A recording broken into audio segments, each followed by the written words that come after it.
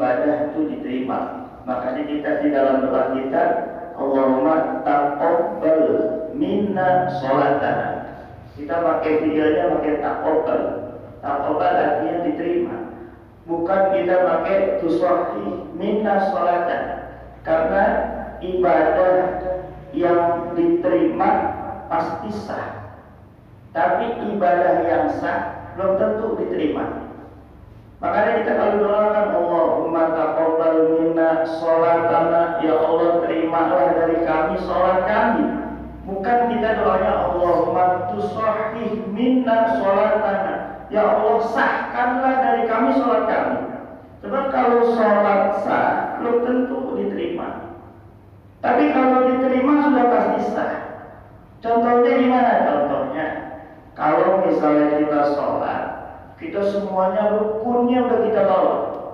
Jadi mulai takbiratul ihram terus niat dan sebagainya sampai ditutup dengan salam, itu semuanya ke bawah. Tapi pakaian yang kita pakai itu, misalnya saya lewat rumah Ustaz Ahmad, ya kebetulan sarungnya beliau lagi dijemur. Saya ambil, Pak, saya curi, ya. Saya pakai buat sholat. Sholat saya itu udah semuanya saya lakuin, dari rukunnya udah semuanya, syaratnya dimulai dengan wudu udah semuanya. Sholatnya sah, tapi diterima nggak? Nggak diterima. Lantaran apa? Pakaian yang saya pakai dihasilkan dari hasil mencuri. Jadi sholat ibadah itu sah, tapi belum tentu diterima. Tapi kalau ibadah yang diterima sudah pasti sah. Makanya kita berharap kepada Allah Subhanahu wa taala, mudah-mudahan ibadah kita diterima oleh Allah Subhanahu wa taala. Amin. Kemarin kita telah melakukan Idul Adha, terus kita melaksanakan kurban. Mudah-mudahan di hari raya Idul Adha kemarin dan di hari kurban itu jadi satu pelajaran buat kita semua untuk meningkatkan keimanan dan ketakwaan kita kepada Allah Subhanahu wa taala. Sekarang kita bakal melanjutin daripada pembacaan Naswaihul Ibad. Ya, kemarin kita telah membahas tentang dua perkara. Ini masih pada ikut apa enggak ya? Ini udah kebanyakan daging kalau udah waktu punya. Ya, kemarin kita udah membahas tentang yang paling dicintai oleh Allah Subhanahu wa taala itu ada dua perkara. Ya, kemarin iman kepada Allah, dan yang kedua apa? Bermanfaat bagi manusia. Ya, iman sama Allah kemarin udah di marotibnya itu kedudukannya udah dijelasin. Sekarang kita lanjutin, kita ambil berkah daripada pengarang daripada Naswaihul Ibad, Imam Muhammad Nawawi bin Umar Al-Jawi Al-Bantani. Kita lanjutkan pembacaannya. Wa aslatani la syai'a ahbas. Dan dua perkara la syai'a ahbas, yang tidak ada sesuatu dari dua perkara tersebut ahbas, yang lebih buruk. Bahkan Imam Nawawi ngomongnya ai anjas, najis. Kemarin sudah dijelasin dua perkara yang afdol, yang lebih dicintai oleh Allah Subhanahu wa taala, iman kepada Allah dan bermanfaat bagi manusia. Sekarang pengen dijelasin kebalikan dari itu. Wa khoslatani la syai'a ahbas, dan dua perkara yang tidak ada sesuatu yang lebih buruk dari dua perkara itu. Yang pertama apa? Minhuma asyirku billah. Dan dari kedua itu, yang pertama adalah syirik kepada Allah Subhanahu wa taala. Perbedaan apa? Perbedaan kafir sama syirik, Pak. Mungkin kita sering dengar kata kafir, kata syirik gitu kan.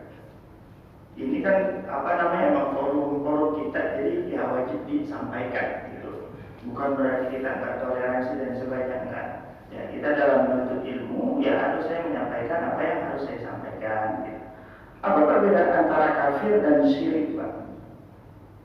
Kalau kafir itu artinya dia benar-benar telah menutup diri untuk menyembah Allah Subhanahu wa taala. Ya. Benar-benar dia sudah menutup diri, ini kafir. Kalau syirik itu, kalau dalam buku saya foto tadi Pak, karena saya nggak bawa semua bukunya. Jadi ada dua kalau syirik itu. Orang musyrik itu ada dua. Ada caranya kafir yang musyrik yang pertama. Yang kedua ada caranya mukmin yang musyrik. Tadi pembahasan kafir sudah selesai. Kalau orang kafir jelas dia menutup diri untuk menyembah Allah Subhanahu wa taala. Dan itu jelas. Sekarang ada dua. Orang musyrik itu ada dua. Ada kalanya kafir yang musyrik. Yang kedua mukmin yang musyrik. Siapa itu kafir yang musyrik? Orang yang dia telah menahan dirinya untuk tidak menyembah Allah Subhanahu wa taala. Di samping dia tidak menyembah Allah Subhanahu wa taala, dia menganggap ada suatu kuasa besar selain Allah Subhanahu wa taala dan disembah. Sekali lagi saya ulang ya. Jadi kalau kafir musyrik itu Pak, dikatakan kafir, kalau tadi kafir aja. Sekarang kafir musyrik. Siapa kafir musyrik? Orang yang menahan diri untuk beribadah kepada Allah Subhanahu wa taala. Di samping itu, dia menganggap ada sesuatu yang besar, kekuatan yang besar yang dijadikan sebagai Tuhan lalu disembah. Ini kafir musyrik. Yang kedua, mukmin musyrik. Yang kedua apa Pak? Mukmin musyrik. Dia berkata bahwasanya Allah Subhanahu wa taala itu Tuhan. Allah Tuhan. Tapi di samping ketika dia berkata Allah Tuhan, dia mengatakan ada kekuatan lain selain daripada Allah Subhanahu wa taala. Yang sering kita bilang di sini syirik. Contohnya gimana? Contohnya kayak misalnya kita punya cincin, ya, punya jimat gitu loh. Wah, kita percaya betul sama jimat ini. Oh, kalau saya pakai ini nggak bakal saya tabrakan misalnya gitu. Padahal tabrakan, musibah, rezeki itu semuanya Allah Subhanahu wa taala yang pernah ngatur. Nggak ada hubungan sama jimat gitu. Kita percaya sama kahinun. Apa itu kahinun? Dukun. Oh, kita udah percaya. Pokoknya kalau dukun ngomong A kita percaya, ngomong B percaya. Nah dia di samping dia mukmin kepada Allah, dia beriman kepada Allah, tapi dia musyrik. Dia percaya ada kekuatan selain daripada Allah Subhanahu wa taala. Nah, ini mukmin yang musyrik. Ya.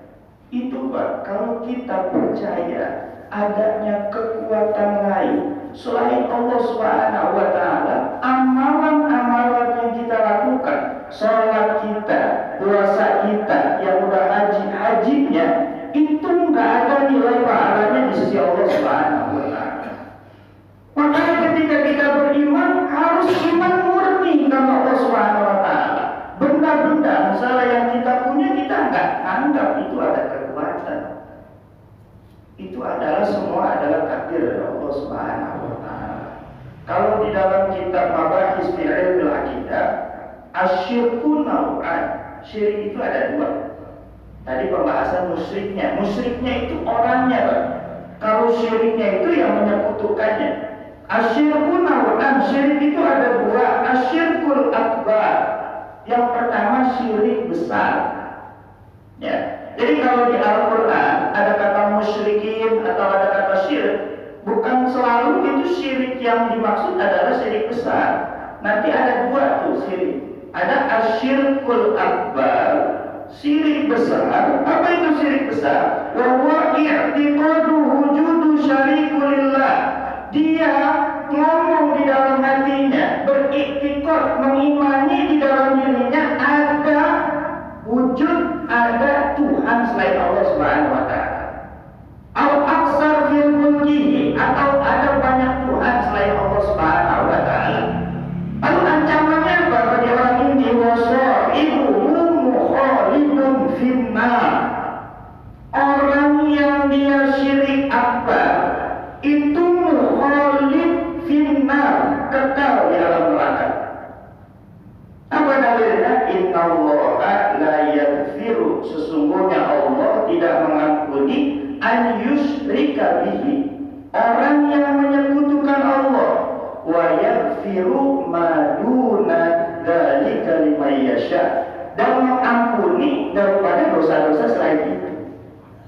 Kita banyak dosa, Pak. Saya banyak dosanya, saya banyak kesalahannya. semua orang ketika levelnya masih manusia, pasti dia punya dosa.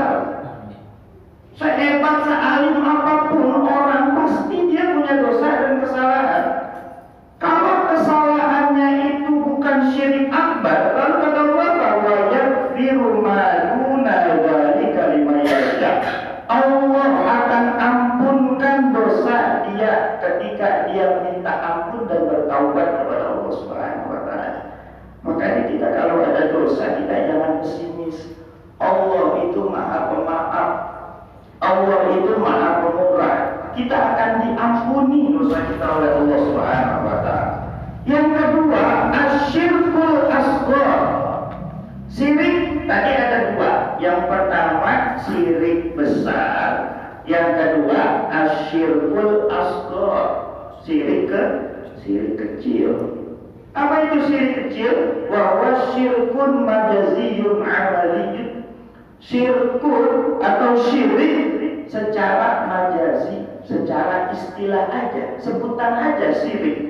Yakunu fi ba'di dzunub wal ma'asi, yang ada di sebagian dosa atau sebagian kemaksiatan. Lalu kenapa dinamakan syirik?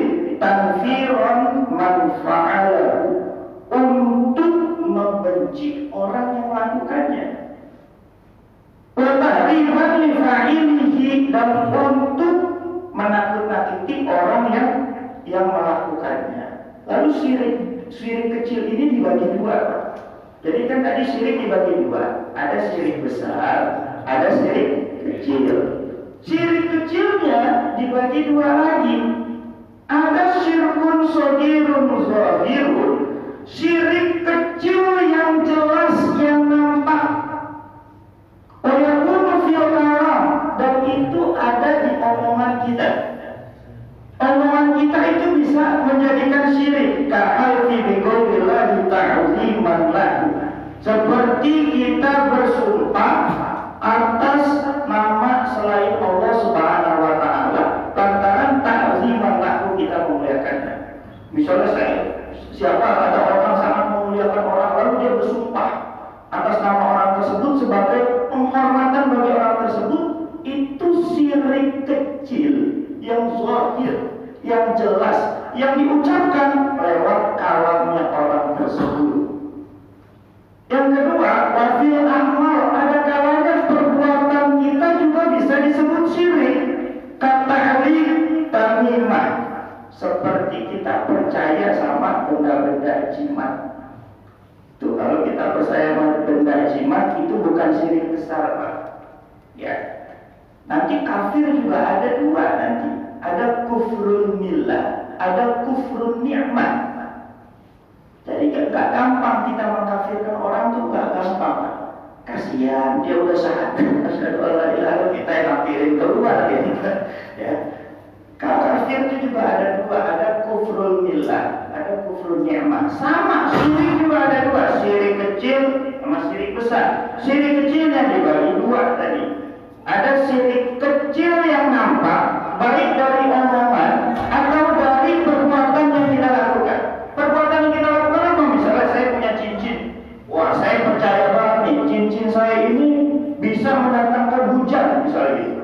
Atau kemarin yang lagi viral-viral ada namanya Mbak apa tuh yang punya remote langit itu? Hah? Mbak Rara, ya Allah, itu nggak boleh kita percayain, Pak.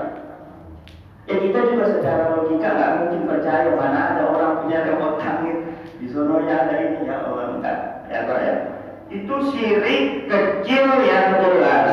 Yang kedua, syirkun shagirun khafiyun, syirik kecil yang enggak nampak. Tadi yang pertama syirik kecil yang nampak, yang jelas. Yang kedua sekarang syirik kecil yang enggak nampak. Wa yakunu fin niyyah, itu syirik kecil yang enggak nampak terletak di niat kita. Apa contohnya? Wa huwa ar-riya. Riya, Pak. Riya itu kan diambil dari kata ru'yah. Apa ru'yah? Melihat. Orang yang riya itu kan pengennya dilihat. Ya, baik. Di sini kalau dikatakan man ya'malu khairan wal birra, orang yang dia beramal, berbuat suatu kebaikan, wa yuridu an yumdahahu annas, dan dia ingin perbuatannya itu dipuji sama orang lain. Itu namanya riya dan riya. Ya. Terus Pak, saya baca di dalam kitab Tibyan, tarkul amal li ajlin nasriya, kita meninggalkan perbuatan ibadah kepada Allah Subhanahu wa taala, kita tinggalkan li ajlin nas, karena kita melihat orang lain, itu disebut riya. Misal saya pengen sedekah, Pak. Ini pengen sedekah 100.000 saya pengen masukin kotak amal. Ternyata pusat amal lihat, pusat hadis lihat. Akhirnya saya nggak jadi ngasih 100, Pak. Lantaran takut dilihat sama pusat hadis sama pusat amal. Nah itu riya, Pak. Itu riya. Kalau kata Fudail Iyad, salah seorang tabi'in, sama misalnya kita pengen jamaah, pengen sholat jamaah dari rumah, kita malu lewat situnya karena takut dianggap soleh banget sama orang, jamaah di masjid gitu misalnya. Nah itu riya tuh Pak, kayak gitu. Jadi kalau kita meninggalkan perbuatan amal ibadah lantaran kita takut sama orang, karena orang gitu kan, Pak, buat riya, maka itu riya. Wal amalu li ajlin nas syirik. Kalau kita beramal karena manusia, itu namanya syirik. Tadi kan kalau misalnya saya cemplungin kotak takut dilihat, akhirnya saya nggak cemplungin, itu namanya riya. Kalau saya cemplungin, biar dilihatnya, saya 200 kan tambahin biar dilihat, nah itu syirik tuh, syirik kecil kan. Lalu gimana caranya? Wal ikhlasu an yuwaqibahullahu minhuma. Jalan tengahnya ya ikhlas. Mau orang lihat kita melakukan ibadah, mau orang nggak lihat, lakuin tetap ibadahnya. Nah kita sodako, ada orang melihat takut nggak jadi sodako, itu riya. Kalau kita sodako terus duitnya kita gini, gitu. Itu namanya syirik. Lalu gimana? Ya udah, masukin aja, ya ikhlas aja. Nah ini tingkatan nanti tingkatan tinggi kalau gitu Pak. Nah itu jadi syirik itu seperti itu Pak. Ya jadi orang musyrik itu dibagi dua. Ada caranya kafir yang musyrik, ada caranya mukmin yang musyrik. Kalau kita tuh kan kedudukannya yang di kedua Pak, mukmin yang musyrik. Saya yakin orang-orang yang ada orang-orang soleh jauh dari kata syirik, mudah-mudahan ya kita beriman kepada Allah Subhanahu wa taala, ya udah beriman aja. Enggak menganggap ada suatu kekuatan selain Allah Subhanahu wa taala. Itu yang pertama. Jadi dua perkara, kemarin dua perkaranya yang dicintai Allah itu beriman kepada Allah. Sekarang kebalikannya, syirik kepada Allah. Yang kedua, wadurru bil muslimin, membahayakan orang. Kemarin itu kan dua hal yang afdal yang dicintai oleh Allah, manfaat bagi manusia. Sekarang dua hal yang dibenci, yang paling dikeseli oleh Allah Subhanahu wa taala, Pak, bikin orang bahaya. Fi abdanihim, di badan mereka. Maksudnya gimana? Begal contohnya Pak. Ya, itu lewat ya. Begalnya muslim nih. Terusnya yang dibegal juga muslim, dibacok begalnya. Itu durul muslimin. Itu seburuk-buruk amal, seburuk-buruk perbuatan yang Allah Subhanahu wa taala benci. Awalihim, atau hartanya dia. Udah ngebacok tuh begal, diambil motornya, udah itu. Dia udah membahayakan muslimin, berarti dia masuk ke dalam dua hal. Salah satunya yang dibenci oleh Allah Subhanahu wa taala adalah membahayakan manusia. Itu Pak. Fa inna jami'a awamirillahi ta'ala, karena seluruh perintah Allah Subhanahu wa taala tarji ila khuslatain at-ta'zim lillah. Jadi semua perintah Allah Subhanahu wa taala itu kembali ke dua perkara yang Allah Subhanahu wa taala agungkan. Kita disuruh sholat Pak. Itu faedahnya sholat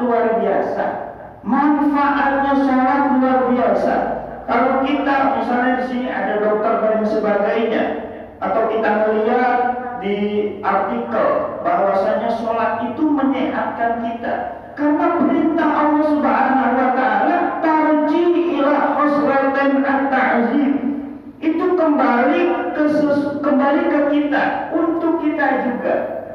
Seperti larangan khamar. Khamar apa?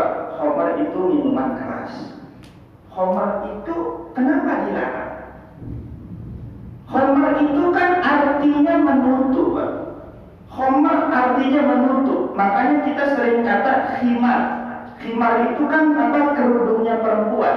Itu untuk menutup aurat. Kalau khamar ini yang dimaksud, khamar ini adalah untuk ketika kita minum khamar itu kita menutup akal kita. Itu dulu khamar nggak dilarang. Allah mengharamkan khamar, mengharamkan minuman keras lewat beberapa ayat. Karena dulu di zaman Arab, di zaman dahulu, para sahabat Nabi SAW itu minum khamar dan judi. Karena apa? Karena nggak ada dalil yang mengharamkannya, alias mubah. Sampai akhirnya salah satu sahabat, beberapa sahabat, contohnya Sayyidina Umar, itu mulai menerima kejengkelan, mulai menerima apa ya? Kayaknya nggak bener nih kita minum khamar gitu. Akhirnya apa yang dilakukan Sayyidina Umar? Nanya ke Rasulullah. Lalu turunlah ayat yas'alunaka 'anil khamri wal maisir. Mereka bertanya kepadamu wahai Muhammad 'anil khamri wal maisir, tentang khamr, tentang minuman keras, wal maisir dan judi. Kul, katakan wahai Muhammad, ya Allah yang bilang, katakan wahai Muhammad, kul fihima ismun kabirun wa manafi'u linnas. Katakan wahai Muhammad, di antara khamr, minuman keras dan judi, ismun kabirun, ada keburukan yang besar atau dosa yang besar. Wa manafi'u linnas, tapi di samping itu juga ada manfaatnya bagi manusia. Wa ismuhuma akbaru min naf'ihima, dan keburukannya itu lebih besar daripada manfaatnya. Dari kata ism ini, sahabat ada dua pandangan, Pak. Kan Allah bilangnya ismuhuma akbaru, ismun kabirun. Kata ismnya ini sahabat dua pandangan. Yang pertama bilang ada yang menafsirkan sahabat dosa besar. Bagi sahabat yang menafsirkan dosa besar langsung ditinggalin minuman kerasnya. Tapi ada sahabat juga yang menafsirkan ismun itu keburukan. Makanya masih ada sebagian sahabat yang melanjut minuman khamar. Sampai akhirnya lanjut masih minuman khamar. Ada sahabat yang ketika datang sholat, sebelum sholat yakni sahabat mabuk. Jadi imam sholat, baca suratnya keliru. Surat Al-Kafirun ayat 3. Harusnya kan wala antum abiduna ma a'bud. Wala antum, dan kalian tidak menyembah abiduna ma a'bud, apa yang kami sembah. Harusnya konteks bunyinya seperti itu. Tapi karena dia dalam keadaan mabuk, ini sahabat nggak ngomong wala antum abiduna ma a'bud. Apa yang bilang? Wa nahnu na'budu ma ta'budun, dan kami menyembah apa yang kalian sembah. Akhirnya turun lagi ayat kedua tentang larangan minuman keras apa? Ya ayyuhalladzina amanu, wahai orang-orang yang beriman, la taqrabus shalah wa antum sukara. Jangan kamu sholat dalam keadaan mabuk. Turun tuh, mulai dikerucutin lagi tuh apa namanya, hukum khamar, hukum minuman keras. Ayo mulai sahabat tuh ketika mau masuk sholat nggak ada yang minum, nggak ada yang minum sama sekali. Sayyidina Umar masih ngejanggal nih, ini gimana yang benar nih hukumnya khamar. Akhirnya beliau Sayyidina Umar berdoa kepada Allah, ya Allah turunkan hukum minuman keras sejelas-jelasnya kepada kami. Turun ayat yang ketiga, ya ayyuhalladzina amanu innamal khamru wal maisiru wal ansabu wal azlamu rijsun min amali syayatin. Wahai orang-orang yang beriman,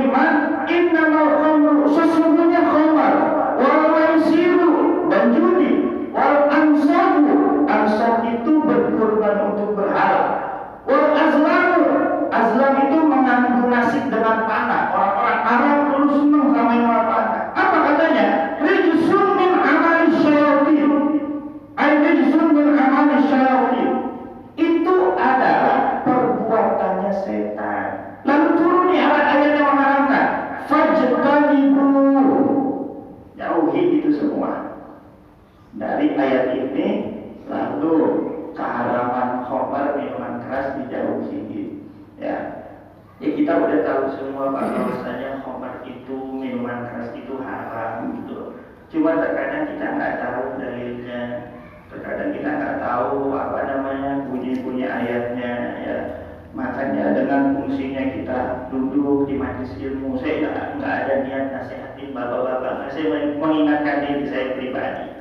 Walaupun saya nggak pernah ngerasain khamar ya gimana, saya nggak pernah ya saya yakin bahwa bapak juga nggak pernah ya. Nah, kita ingatkan buat anak muda, teman-teman saya yang masih muda yang ada di sini ya, jauhi khamar. Karena kenapa? Karena khamar menutup akal. Kalau udah khamar itu sumber dari segala macam kemaksiatan yang lain. Kalau udah orang minum khamar apapun nanti dilakuin kayak gitu. Ya, jadi kayak gitu. Jadi yang dimaksud dengan tadi Fa'idha jami' awamirillah, seluruh perintah Allah itu kembali kepada kita. Sholat untuk kesehatan kita, Allah larang minum khamar untuk kebaikan kita juga. Bahkan Allah larang kita memakan babi itu untuk kebaikan kita juga, Pak. Karena banyak sekali penyakit-penyakit yang ada di dalam babi yang telah diteliti oleh para dokter. Itu untuk siapa kembalinya? Untuk kita juga. Jadi segala perintah dari Allah Subhanahu wa Ta'ala itu kembali kepada kita. Selanjutnya, wal maqal as-salisah an Abi Bakr Siddiq radhiyallahu anhu. Dari sahabat Abi Bakr Siddiq radhiyallahu anhu, man dakhala al-qabra, barang siapa yang masuk ke alam kubur. Maksudnya apa? Barang siapa yang mati bila zat tanpa adanya bekal, al-munal amal soleh, atau bekal, maksud bekal apa? Amal soleh ya. Kalau kita masuk ke dalam kubur, kita mati, kita enggak bawa bekal, kita enggak ada amal soleh yang kita kerjakan di dunia, maka apa? Maka annama rabbal bahra bila safinah, maka kita seperti orang yang menelusuri laut tanpa perahu. Bisa nggak Pak? Kita di Ancol misalnya ya, kita pengen ke tengah-tengah Ancol tapi nggak pakai perahu, bisa apa enggak? Agak. Saya hebat-hebatnya orang berenang juga kayaknya nggak kuat gitu.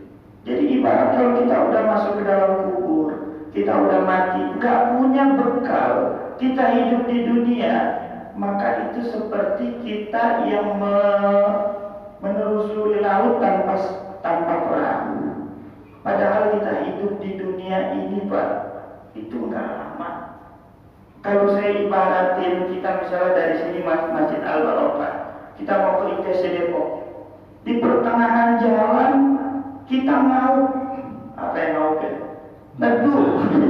Kita mau nih neduh, karena apa? Hujan mungkin. Ngaupnya paling cuma 10 menit, 5 menit. Habis itu kita lanjutin ke ITC Depok. Ngaupnya kita, neduhnya kita itu ibarat kita hidup di dunia. Jadi cuma 10 menit kalau diibaratin, enggak lama. Kalau kita patokannya sama Rasulullah, itu umur Rasul cuma 63 tahun. Di akhirat itu satu hari hitungannya berlipat-lipat, berpuluh-puluh tahun. Jadi kalau kita misalnya fokusnya sama dunia, saya nggak melarang bapak punya duit banyak, bapak punya rumah besar, nggak melarang. Terserah, bebas itu. Malah bangga Rasulullah ketika umatnya kaya. Cuma jangan jadikan itu tujuan. Karena kehidupan kita jauh lebih nanti, lebih hebat, lebih ini nanti di akhirat. Begitu. Jadi yang kita lakukan selama hidup di dunia ini adalah mencari bekal amal soleh. Ya, kita sholat, kita puasa, kita membayar zakat, kita sedekah dan lain sebagainya. Dan itu untuk diri kita. Ada juga untuk orang lain, siapa? Anak kita. Kita didik. Dosa itu kan, Pak, dosa itu untuk diri sendiri, Pak. Ya, nggak ada kita istilahnya masuk neraka gara-gara anak kita, nggak ada. Yang dimaksud di sini adalah kenapa kita bisa masuk neraka antara anak kita, karena kita tidak mendidiknya ketika di dunia. Jadi dosa itu masing-masing punya orang. Bukan berarti kita masuk ke dalam neraka lantaran anak kita. Bukan dosanya anak kita limpahin ke kita, bukan. Tapi yang dijelasin di sini adalah karena kita tidak mendidik anak-anak kita. Dosa orang itu masing-masing, nggak bisa pindah dan sebagainya, nggak bisa. Itu Pak. Ya. Jadi pada anda maka seolah-olah dia melewati laut tanpa perahu. Aifaya beriku gorokon la kholasolahu. Atau dia itu tenggelam di dalam suatu laut la kholasolahu yang tidak ada jalan keluar illa biman yang gizu, kecuali ada orang yang menyelamatkannya. Tapi kalau kita tenggelam nih Pak, kita tenggelam. Kalau ada orang yang nyelamatin, itu ibarat kata tenggelamnya kita mati, kita masuk ke alam kubur. Lalu yang nyelamatin siapa? Amal soleh kita. Kita pernah apa di dunia? Pernah sedekah, kita pernah sholat, puasa dan sebagainya. Dan amal soleh itu bukan yang membuat kita masuk ke dalam surganya Allah. Sholat kita bukan sholat kita yang masukin kita ke dalam surganya Allah, Pak. Bukan sedekahnya kita.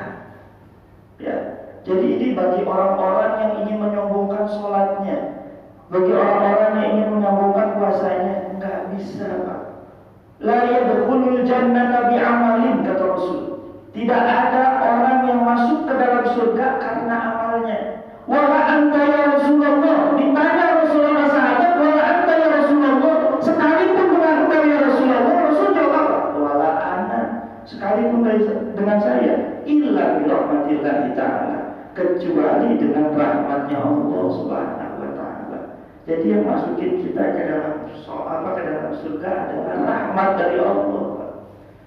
Sholat sekarang yang tadi saya bilang, sekarang siapa yang ngejamin sholat kita diterima? Nggak ada yang bisa ngejamin. Udah benar belum wudunya, udah benar belum tata cara sholatnya. Kalau kita hanya mengandalkan ibadah kita nggak cukup. Tapi wajib kita hukumnya untuk selalu berusaha. Bukan berarti kalau kita mengharap rahmat Allah itu dicarinya dengan apa? Dengan ibadah kepada Allah. Kalau tadi saya ngomong katanya, yang masukin surga rahmat ini udah nggak usah ibadah, nggak usah sholat, nggak usah puasa, ya nggak dapat rahmat kita dari Allah. Mancingannya rahmatnya Allah ya ibadah sama Allah Subhanahu wa taala itu. Ya. Jadi ini bagi ada hadis ini bagi orang-orang takut pada orang yang nanti dia hitung-hitungan sama Allah. Ya Allah, saya hidup 80 tahun, sholat saya nggak pernah ketinggalan ya Allah. Puasa saya nggak pernah ketinggalan, mana kehadiranmu? Saya udah sholat capek-capek, saya udah puasa capek-capek, dituntut Allah sholatnya. Lajar dulu jannah tadi amal, nggak masuk surga orang karena amal. Ya, kalau misalnya kayak gitu nanti ditanya sama Allah, emang sholat kamu udah benar? Sholat kamu karena aku atau karena orang lain? Nah itu nanti banyak perdebatannya, Pak. Jadi kita untuk pancing rahmatnya Allah, ya kita lakuin hal-hal yang baik, amal yang soleh dan lain sebagainya, ibadah kepada Allah. Itu yang nanti akan memancing rahmat kepada Allah Subhanahu wa taala. Ya, jadi kalau kita ibarat kata kita tenggelam, itu yang menolong siapa? Amal kita. Bukan harta yang sekarang kita punya di dunia, enggak bakal dibawa. Ya. Anak yang soleh yang senantiasa doain kita. Nah ini nanti ada pembahasan doa. Kama qala sallallahu alaihi wasallam. Seperti Rasul sallallahu alaihi wasallam bersabda, "Mayyitun fi qabrihi", tidaklah seorang mayit fi qabrihi, di dalam kuburnya, illa kalbaritul mugawis, kecuali itu orang seperti orang yang tenggelam dan minta bantuan. Itu saudara-saudara muslim kita yang ada di makam desa, yang ada di kuburan, itu ibarat orang yang tenggelam. Kalau orang tenggelam kan minta bantuan, siapa yang bantuin? Doa dari kita.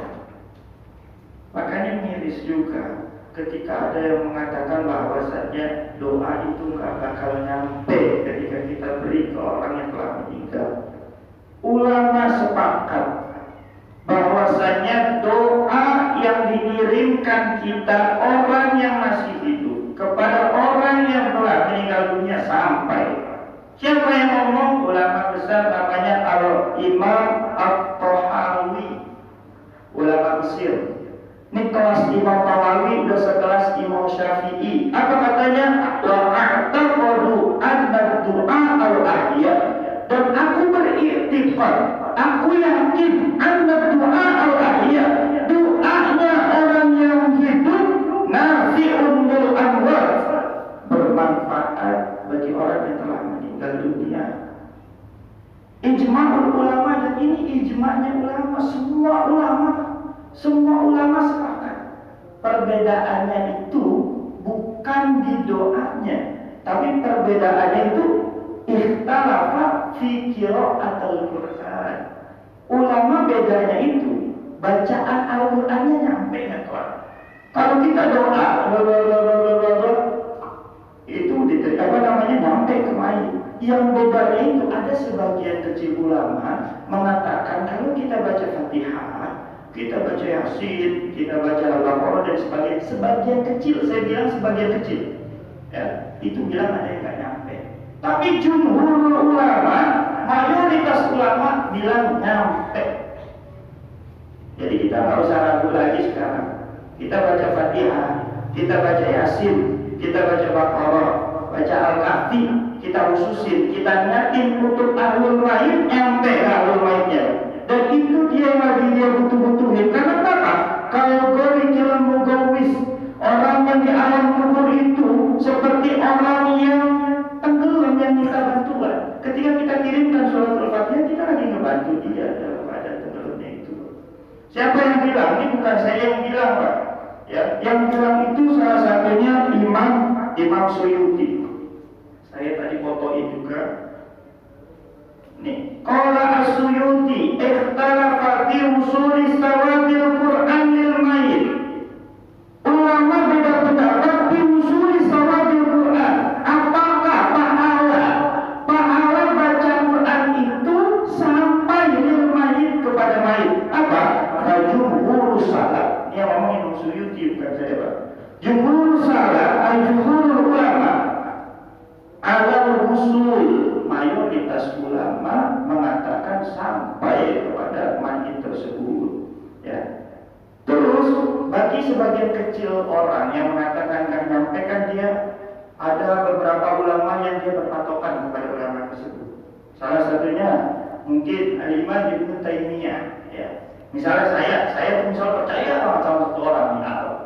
Kalau yang ngomong pasti, oh ini pasti deh. Mungkin kalau misalnya dia Imam Suyuti, dia nggak percaya banget sama Imam Suyuti. Ini saya kasih ulama yang memang dia percaya. Qala Ibnu Taimiyah mengatakan wa tanaza'u fi usulil a'mal al-badaniyah. Mereka para ulama berbeda pendapat di dalam sampai enggaknya amal badaniyah, seperti apa? As-shaumi was-sholati wal qira'ah, seperti puasa, sholat, dan bacaan Al-Quran. Ahda'u thawabiha ilal mayit, yang dihadiahin kepada seorang mayit. Wassalat annal jami'a yasiru ilaih. Yang benar itu, ini Imam Ibnu Taimiyah yang ngomong. Wassalat, yang benar itu annal jami'a, semuanya. Puasa, sholat, pembacaan Quran, semuanya yasiru ilaihi, sampai kepada mayit. Dan kita akan berusaha ragu lagi, Pak. Sawa'un kana min aqaribihi aw ghairihi. Baik itu bacaan Al-Qur'annya dibaca oleh keluarganya, dibaca sama anaknya, dibaca sama saudara kandungnya, aw ghairihim, atau orang yang enggak ada hubungan sama sekali sama dia. Sampai saudaranya besok baca Al-Fatihah, buat siapa itu diususin, saudaranya yang baca. Sampai yang baca bukan orang, bukan siapa-siapanya dia, dihadiahin Fatihah, itu juga sampai. Ya. Ini sebenarnya dalil-dalil tentang tahlilan buat semuanya. Ya.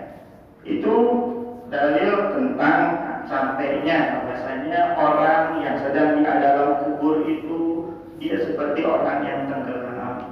Ya, pasti saudara kita sudah ada yang dipanggil oleh Allah Subhanahu wa taala. Di dalam kuburnya itu sedang berharap kepada kita, Pak, untuk kita bantu. Ya kita nggak bisa ngebantu kayak gimana, kita nggak mungkin kita gali, kita ikutan tiduran sampingnya, nggak mungkin itu. Yang kita bantu dengan cara apa? Dengan cara doa. Di dalam doa kita bacain suratul Fatihah. Di sini di Al Barokah ada kegiatan malam Jumat, dibacakan Yasin, dihadiahkan Yasin. Itu udah salah satu membantu ahlul mayit gitu loh. Kita berharap kepada Allah Subhanahu wa taala. Kalau kita doain orang ketika kita masih hidup, kita doain untuk ahlul mayit, nanti ketika kita mati kita akan didoain juga sama orang lain. Ya. Mudah-mudahan semua kita dimasukkan ke dalam surganya Allah Subhanahu wa taala. Ada yang mau nanya kali Pak? Iya. Tentang syirik tadi. Kalau syirik kan menduakan Allah sudah jelas itu syirik, itu sudah umum. Ini Pak syirik tentang ibadah ini. Jadi saya berasal dari Sumatera Utara. Kalau kami itu dalam rangka mendekatkan diri kepada Allah, di sana kebanyakan orang itu mempelajari ilmu tarekat. Nah, jadi ilmu tarekat itu di Sumatera Utara itu ada di Kabupaten Langkat. Sumatera Utara, ya awalnya di situ dulu dibuka Tuan Guruan namanya Tuan Syekh Abdul Rokan. Jadi dia berguru ke Mekah sana, tuan gurunya itu Syekh Abdul Qadir Jilani. Jadi daerah saya Semalungun. Jadi itu dari tuan guruan saya di Semalungun itu Syekh Abdul Rokan tadi setelah meninggal dia ketua guruan jadi anaknya. Saya lupa namanya. Jadi ketua guruan dari daerah saya itu guru kepada anaknya, ya kan? Nah, jadi setelah tadi tamat yang dari daerah saya dari Semarang ini, dia membuka pemusrikan lagi di daerah kami kan. Jadi setelah meninggal dilanjutkan sekarang sama anaknya, namanya Tuan Guru Batak, Dr. Ahmad Sabar Raja Buku. Itu nanti YouTube bisa dilihat. Ahmad Sabar Raja Buku. Jadi saya waktu itu berbaik kepada anak ini. Nah, tadi dia menyarankan karena di sana kan berobitah namanya. Saya berobitah kepada ayahnya karena saya dekat dengan ayahnya. Nah, jadi begitu. Jadi pesan dia dalam rangka ibadah. Kalau di sana kami kan diminta di berzikir. Kalau berzikir ini maksudnya konsentrasi kita yang hadirkan robitah. Yang pertama, yang kedua, bila dalam sholatmu khusyukmu kurang, hadirkan robitahmu. Hadirkan robitah tadi. Ya. Nah, itu apakah menghadirkan robitah itu termasuk dalam kategori syirik? Saya butuh penjelasan. Dan supaya ini tidak dikatakan syirik, bagaimana cara mengendalikannya begitu supaya tidak syirik? Yang pertama, yang kedua, misalnya jarak kubur. Saya kalau berkunjung ke daerah-daerah di mana saja itu saya selalu sering ikut jarak tempat-tempat ketua guruan atau ulama-ulama. Jadi banyak pendapat-pendapat yang saya dengar jarak kubur itu ada katanya mendekati kesyirikan. Nah, tapi saya butuh penjelasan daripada tuan guru di sini atau Ustaz, gimana itu jarak kubur itu kita supaya jangan lari ke syirik. Itu saya butuh penjelasan. Itu yang pertama masalah hakikat tadi ya Pak. Iya. Thariqat itu harus didampingi dengan guru Pak pertama. Iya Pak. Nggak boleh kita tiba-tiba bertarekat sendiri tanpa ada bimbingan guru. Ya. Wajib hukumnya kita bertarekat itu ada bimbingan guru. Dilihat sesat tidaknya, kita lihat ajarannya.